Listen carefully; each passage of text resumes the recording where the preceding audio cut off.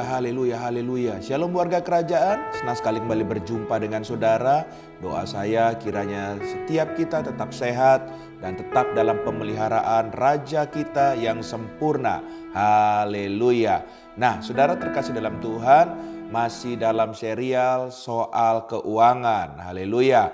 Kalau saudara suka tema, saya akan memberikan tema tentang godaan kekayaan. Haleluya. Mari kita lihat dari Amsal Sulaiman pasal yang ke-13 ayat yang ke-11.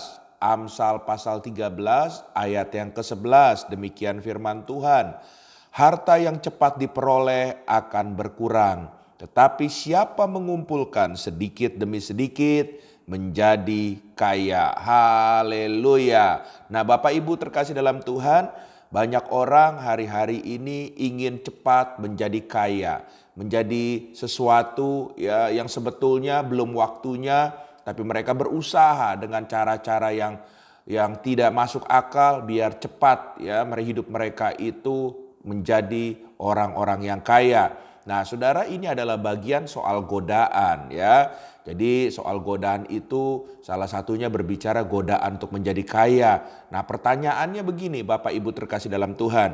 Bolehkah sebetulnya anak Tuhan, orang percaya, orang Kristen itu menjadi kaya? Haleluya. Saya cuma mau jawab begini ya, seharusnya boleh saudara ya, asal ya apa yang kita terima, apa yang kita punya, kekayaan tersebut yang sebetulnya semua adalah titipan Tuhan, itu kita pergunakan untuk hormat, kemuliaan bagi nama Tuhan. Haleluya.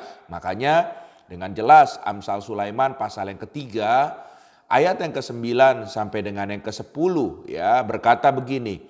Muliakanlah Tuhan dengan hartamu dan dengan hasil pertama dari segala penghasilanmu, maka lumbung-lumbungmu akan diisi penuh sampai melimpah-limpah dan bejana pemerahanmu akan meluap dengan air buah anggurnya. Haleluya ya.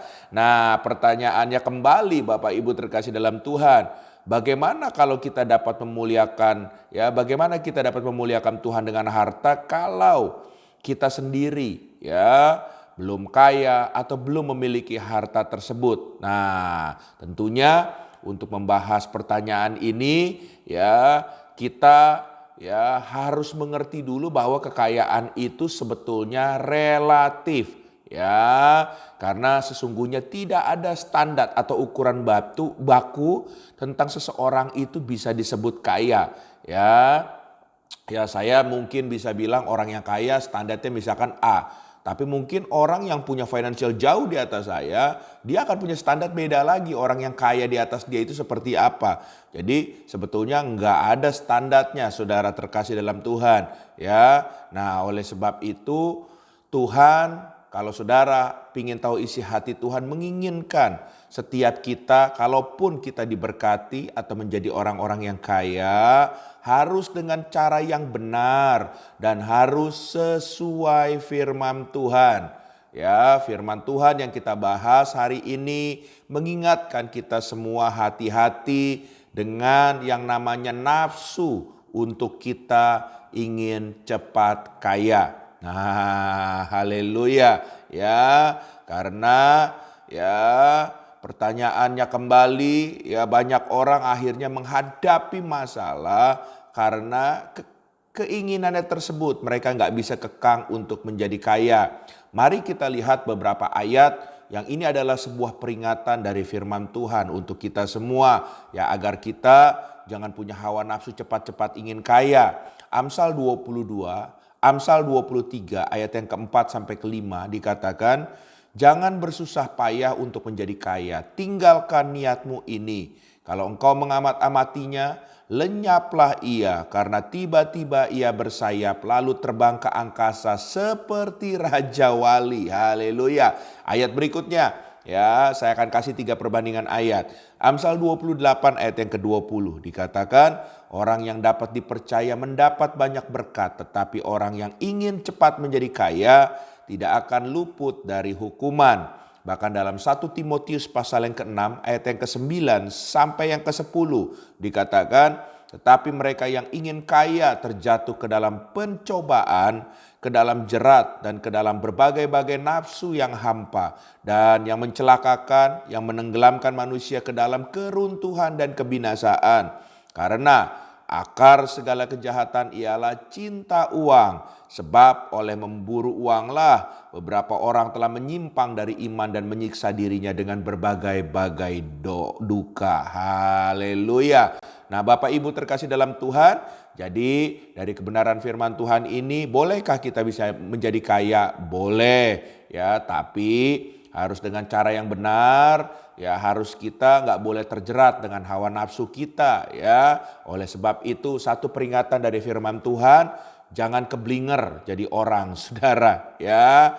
Yang membuat orang gampang dibodohi itu sebetulnya karena hawa nafsunya sendiri. Ya, ketika seseorang sudah diburu oleh hawa nafsunya, maka kita bisa menjadi gelap mata dan lupa segalanya. Sehingga seringkali kalau kita mau bicara jujur, kita bisa mengabaikan nasihat dari teman-teman, dari orang-orang terdekat kita sekalipun. Ya, itu sebabnya banyak orang tertipu dengan iming-iming hadiah, menang undian, dan lain-lain yang sifatnya instan itu. Jadi, haleluya, jangan gampang tergoda, harus berdoa, harus berhikmat, dan harus bekerja. Haleluya, haleluya. Ya, dan saya mau sampaikan kepada sama saudara bahwa agar kita tidak dikuasai oleh cinta uang, maka seharusnya yang kita lakukan, kita harus punya gaya hidup, yaitu apa? Memberi, ya. Mematahkan cinta uang itu cuma satu caranya, dengan kita punya budaya memberi. Nah, haleluya. Dan saya mau bilang, hukum ekonomi daripada Tuhan adalah memberi. Kalau orang dunia simpan, simpan, simpan. Tapi hukum ekonomi Tuhan itu kalau kita diberkati, kita harus menjadi berkat dalam arti memberi atau menabur. Haleluya. Maka kita coba lihat, perhatikan dasar firman Tuhannya yang berkaitan dengan kita memberi tersebut. Amsal pasal 11 ayat 24 dikatakan, ada yang menyebar harta tetapi bertambah kaya. Ada yang menghemat secara luar biasa namun selalu berkekurangan. Haleluya. Bahkan untuk kita mengembalikan milik Tuhan, ini ayat yang sudah kita sama-sama tahu, Maleakhi 3 ayat 10 dikatakan, bawalah seluruh persembahan persepuluhan itu ke dalam rumah perbendaharaan, supaya ada persediaan makanan di rumahku, dan ujilah aku. Firman Tuhan semesta alam, apakah aku tidak membukakan bagimu tingkap-tingkap langit dan mencurahkan berkat kepadamu sampai berkelimpahan. Ya, 2 ayat terakhir. Yang satu lagi, Amsal 11 ayat 25 dan 26 dikatakan, siapa banyak memberi, diberi kelimpahan. Siapa memberi minum, ia sendiri akan diberi minum. Siapa menahan gandum, ia dikutuki orang. Tetapi berkat turun di atas kepala orang-orang yang menjual gandum. Maka ayat terakhir ini 2 Korintus 9 ayat yang ke-6, camkanlah ini.